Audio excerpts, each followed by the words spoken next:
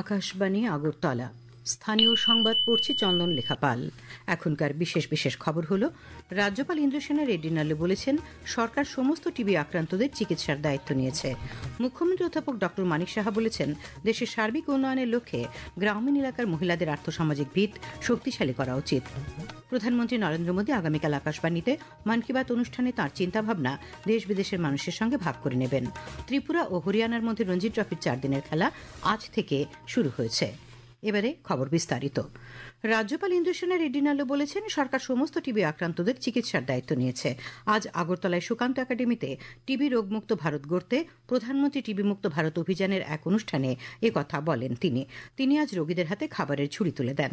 Rotary ক্লাবের সহযোগিতায় NEEPCO 200 জন TB রোগীকে 6 মাসের জন্য খাদ্য সামগ্রী দিয়ে সাহায্য করার উদ্যোগের প্রশংসা করেছেন রাজ্যপাল। তিনি বলেন টিবি রোগীদের চিকিৎসার জন্য রাজ্য সরকার ভালো কাজ করছে। टीबी को निकालने के लिए डॉक्टर के पास गए तो दवा देते हैं। दवा लेने के बाद अपने को 2-3 दिन में काफ चले जाता। काफ चले जाने के बाद अपन ये समझते हैं कि मैं ठीक हो गया, मगर वो जो सिम्टम्स है, जैसे कोरोना में 15 दिन 1 महीना आइसोलेशन में जैसे रखते थे, वैसे ही ये पेशेंट के पास भी ये टीबी के सिम्टम जो है वो 6 महीने तक रह सकता है।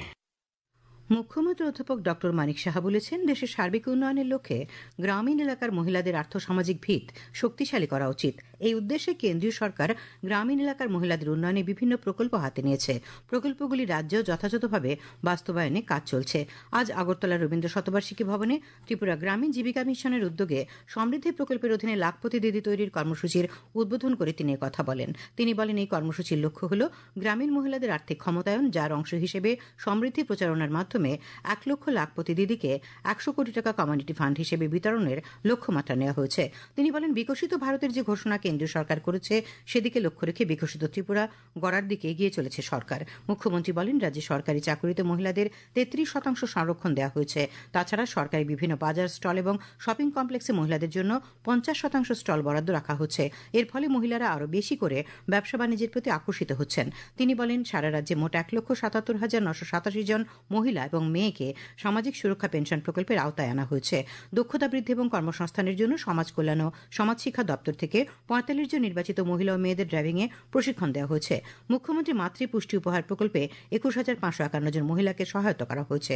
প্রধানমন্ত্রী মাতৃবন্দনা যোজনায় 1,42,759 জন মহিলাকে সহায়তা দেওয়া হয়েছে। যারা গ্রামীণ এলাকায় মহিলারা আছেন সেখানে তাদের যে দারিদ্র্য বিমোচন করার যে চেষ্টা সেটা টার্গেট নিয়েছে। তো সেটা করতে গেলে ত্রিপুরা রুরাল লাইভলিহুড মিশন তারাও কিন্তু এই মিশন আমাদের আরডি ডিপার্টমেন্ট সেই কাজটা করছে। আমরা এখানে ক্লাস্টার স্তরের ফেডারেশন, প্রডিউসার গ্রুপ, আবার নন ফার্ম কালেকটিভ ইত্যাদি তৈরি করা হয়েছে। গ্রাম স্তরের যারা স্বনির্ভর দল এবং বিভিন্ন যে মহিলাদের নেতৃত্বাধীন সংগঠন এই কর্মসূচির মধ্যে কিন্তু নেওয়া হয়েছে। আজকের এই অনুষ্ঠানে উপস্থিত ছিলেন গ্রাম উন্নয়ন দপ্তরের সচিব অভিষেক সিং, ত্রিপুরা স্টেট কোঅপারেটিভ ব্যাংকের চেয়ারম্যান নাগাধিরাজ দত্ত, ত্রিপুরা গ্রামীণ জীবিকা মিশনের সিইও তড়িৎকান্তি চাকমা প্রমুখ। আগামীকাল থেকে আগরতলা পশ্চিমবঙ্গের বাগডোগরা বিমানবন্দরের মধ্যে সরাসরি বিমান চলাচল শুরু হচ্ছে। এই রুটে সপ্তাহের প্রতিদিন বিমান চালাবে ইন্ডিগো বিমান সংস্থা। আগরতলা বিমানবন্দরের সহকারী জেনারেল ম্যানেজার হাউকিম জেম্পু জানিয়েছেন বাগডোগরা ছাড়াও আগামী 28 অক্টোবর থেকে সপ্তাহের প্রতি মঙ্গল ও শুক্রবার আসামের শিলচর এবং আগরতলা রুটে পুনরায় বিমান চলাচল শুরু হচ্ছে। এ নিয়ে আগরতলার সঙ্গে দেশের 10টি স্থানে বিমান সংযোগ চালু হচ্ছে। আগরতলা থেকে ইতিমধ্যে কলকাতা, দিল্লি, ইম্ফল, বেঙ্গালুরু, হায়দ্রাবাদ, ডিব্রুগড়, গুয়াহাটি ও চেন্নাইয়ের মধ্যে বিমান পরিষেবা রয়েছে। বিমানবন্দরের সহকারী জেনারেল ম্যানেজার জানান বিমানযাত্রী পরিষেবার নিরিখে অর্থাৎ যাত্রীর স্বাচ্ছন্দ্যের সূচক অনুযায়ী আগরতলা এমবিবি বিমানবন্দর সারা দেশে 10ম স্থানে রয়েছে। মুখ্যমন্ত্রী অধ্যাপক ড মানিক সাহা বলেছেন স্বাস্থ্য পরিকাঠামো উন্নয়নের ফলে রাজ্যের স্বাস্থ্য পরিষেবার প্রতি মানুষের আস্থা বেড়েছে।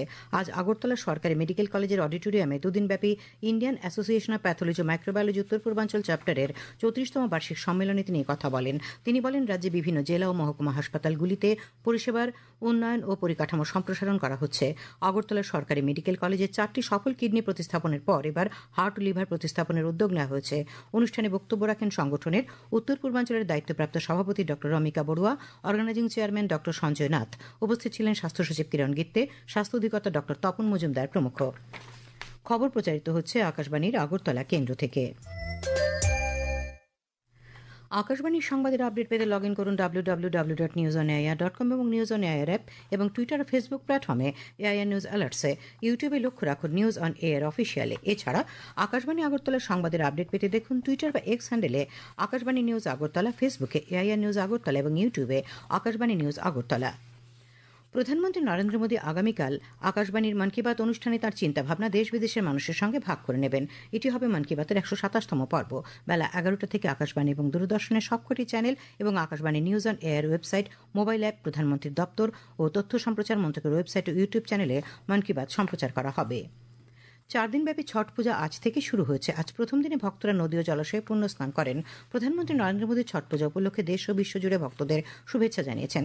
সামাজিক মাধ্যমে তিনি সমস্ত ব্রতীদের অটল ভক্তির প্রতি শ্রদ্ধা জানিয়েছেন এবং এই 4 দিনের উৎসবের গভীর সাংস্কৃতিক তাৎপর্য তুলে ধরেছেন। এদিকে ছট পূজা উপলক্ষে উত্তর পূর্ব সীমান্ত রেলওয়ে বিভিন্ন রুটে যাত্রীদের আরামদায়ক, সুরক্ষিত এবং মনোরম উৎসব ভ্রমণ নিশ্চিত করার জন্য একাধিক যাত্রী বান্ধব ব্যবস্থা চালু করেছে। বিহারের কাটিহার, কিষানগঞ্জ, বারসোই এবং যোগবাণী সহ প্রধান প্রধান স্টেশনগুলিতে মধুর ছট গীতের মাধ্যমে উৎসবের আমেজ জীবন্ত হয়ে উঠেছে, যা সমস্ত ভ্রমণকারীদের জন্য এক উষ্ণ এবং আনন্দময় পরিবেশ তৈরি করেছে। এদিকে রাজ্যেও আগরতলা রেল স্টেশন সহ বিভিন্ন স্টেশন থেকে ছট পুজো উপলক্ষে যে সমস্ত যাত্রী বিহার সহ দেশের বিভিন্ন স্থানে নিজ নিজ বাড়ি যাচ্ছেন, সেই সব যাত্রীদের স্বাচ্ছন্দ্যের জন্য রেল কর্তৃপক্ষ সব ধরনের ব্যবস্থা নিয়েছে। আজ সন্ধ্যায় আগরতলা রেল স্টেশন থেকে বিহারের উদ্দেশ্যে রওনা হওয়ার সময় সুনীল কুমার নামে এক যাত্রী ছট পুজো উপলক্ষে রেল পরিষেবায় সন্তোষ ব্যক্ত করেন। मेरा नाम सुनील कुमार है, मैं बिहार से हूँ। अगरतला से देवघर के लिए ट्रेन है बिहार के लिए। हम बहुत आसानी से ट्रेन में सफर कर, छठ पूजा के लिए हम जा रहे हैं, बहुत आसानी से जा रहे हैं, कोई दिक्कत परेशानी नहीं। জনজাতি কল্যাণমন্ত্রী বিকাশ দেববর্মা আজ তেলিয়ামুড়া মহকুমার মুঙ্গিয়াকামী ব্লকের পূর্ব লক্ষ্মীপুর এডিসি ভিলেজের চাম্পলাই এলাকায় রেশন ভোক্তাদের হাতে ডিজিটাল রেশন কার্ড তুলে দেন। তিনি বলেন, কাগজের রেশন কার্ডের পরিবর্তে ডিজিটাল কার্ড ব্যবহার প্রশাসনিকভাবে নিরাপদ। সাংসদ রাজীব ভট্টাচার্য আজ আগরতলার অভয়নগরের পুথিবা দেবতা বাড়িতে অনুষ্ঠিত নিঙ্গল চাক্কৌবা সেলিব্রেশন 2025 অনুষ্ঠানের উদ্বোধন করেন।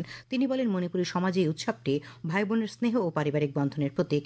এই উৎসবের মাধ্যমে সমাজে ঐক্য সম্প্রীতি আরও দৃঢ় হবে বলে তিনি আশা ব্যক্ত করেন। ত্রিপুরা ও হরিয়ানার মধ্যে রঞ্জি ট্রফির 4 দিনের খেলা আজ থেকে রোহতকে শুরু হয়েছে।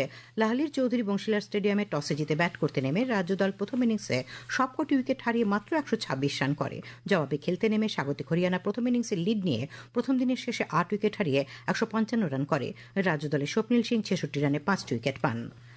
যুব বিষয়ক ও ক্রীড়ামন্ত্রী টিঙ্কু রায় HIV, এইডস রোগ, বাল্যবিবাহ প্রভৃতি সামাজিক ব্যাধি দূরীকরণে জনগণকে আরও সচেতন করে তোলার উপর গুরুত্ব আরোপ করেছেন।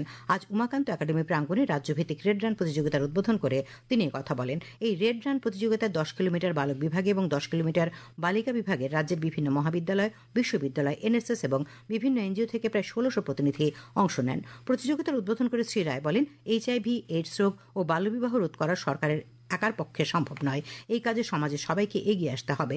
তিনি বলেন, এই সামাজিক ব্যাধি সম্পর্কে আমাদের সচেতন থাকতে হবে।